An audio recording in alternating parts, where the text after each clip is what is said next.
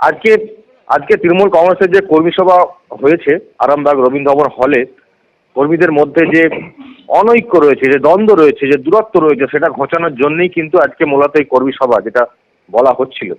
কিন্তু সেই সবার মধ্যেই একটা অস্বস্তিকর পরিস্থিতি তৈরি হয়। পারভেজ রহমান পুরসুরার, যিনি প্রাক্তন বিধায়ক, তৃণমূল কংগ্রেস নেতা, সংখ্যালঘু সেলের জেলার চেয়ারম্যান, তিনি কিন্তু হঠাৎ করেই সভাস্থল বেরিয়ে চলে যেতে চান এবং সেটাকে কেন্দ্র করে একটা অস্বস্তিকর পরিস্থিতি তৈরি হয়। তাকে আবার কয়েকজন নেতা তারা কিন্তু বসানোর ব্যবস্থা করেন, কিন্তু আলটিমেট তিনি যখন বের হলেন সবার পর, তখনও কিন্তু মুখের মধ্যে ছিল এক রাশ বিরক্তি। কেন, কি এমন ঘটনা ঘটেছে ভিতরে, আমরা কথা বলবো। আমার সঙ্গে ফোন লাইনে রয়েছেন আর্থিক লিপির এক্সিকিউটিভ এডিটর দেবাংশু চক্রবর্তী। দেবাংশু, আমরা তো চর্চা করছিলাম যে গোষ্ঠীদ্বন্দ্ব মেটাতে যে কর্মী সভা, সেখানেও যেন কোথাও একটা গোষ্ঠীর উদ্ভব বা গোষ্ঠীর যে বিষয়টা রয়েছে সেটা অন্তত চিত্র থেকে পরিষ্কার হচ্ছিল। কর্মী সভা এত বড় হলেও কর্মীদের কিন্তু বিরাট আকাল ছিল।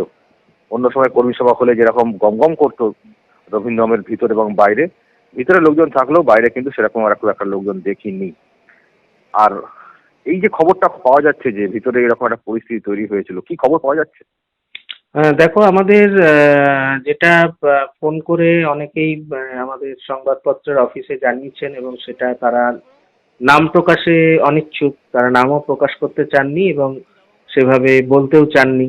এবং প্রত্যক্ষদর্শীরাও আমাদের জানিয়েছে, আমাদের সাংবাদিকদের জানিয়েছে, যেটা আমরা বিভিন্ন সূত্র থেকে জানতে পারছি যে একটা বিষয় নিয়ে পারভেজ রহমান, প্রাক্তন বিধায়ক পুরসুরা, তার সাথে আরামবাগ তৃণমূলের ব্লক সভাপতি তথা চেয়ারম্যান একটা বিবাদে জড়িয়ে পড়েন।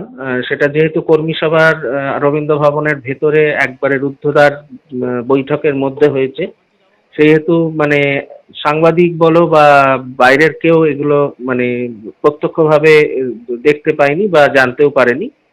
কর্মীরাই, তাদের মধ্যে কেউ কেউ কর্মী আমাদের এই খবর দিয়েছেন এবং এই ধরনের ঘটনায় উপস্থিত কর্মীরা কিছুটা হতচকিত হয়ে পড়েন এবং মূলত বক্তব্য দেওয়াকে কেন্দ্র করে, বক্তব্যর বিষয়টাকে কেন্দ্র করেই এই ধরনের একটা বিবাদ বা দ্বন্দ্ব দেখা গিয়েছে।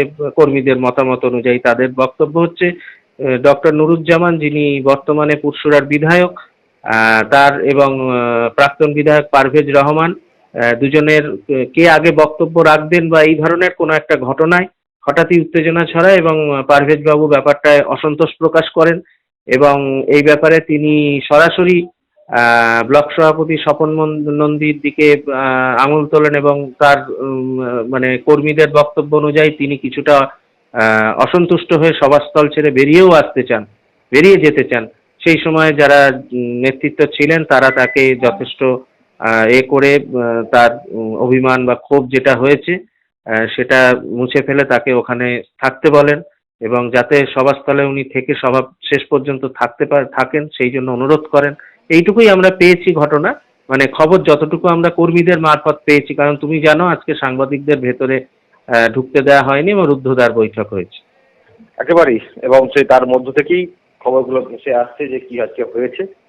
আমরা কথা বলার চেষ্টা করেছিলাম পারভেজ রহমানের সঙ্গে এবং তিনি কিন্তু যেটা বলেছেন ওটা আমার নিজেদের মধ্যে বিষয়, আমরা এ নিয়ে কিছু বাইরে কিছু বলতে চাই না। তবে তিনি যে অসন্তুষ্ট সেটা পরিষ্কার তার কথাতে, এবং যে ঘটনা আজকে ঘটেছে বক্তব্য রাখাকে কেন্দ্র করে একটা এরকম একটা পরিস্থিতি, যদিও শেষ পর্যন্ত পারভেজ রহমান কিন্তু বক্তব্য রাখার সুযোগ পাননি।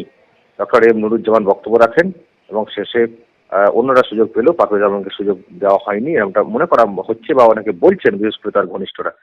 এবং যার ফলে যেটা, যে জন্য এই কর্মী বৈঠক, কর্মী সভা, দূরত্ব ঘোচানো, কর্মীদের মধ্যে মনোমালিন্য ঘোচানো, সেটা কি আদৌ ঘুচলো, সেই প্রশ্ন কিন্তু থেকেই যাচ্ছে।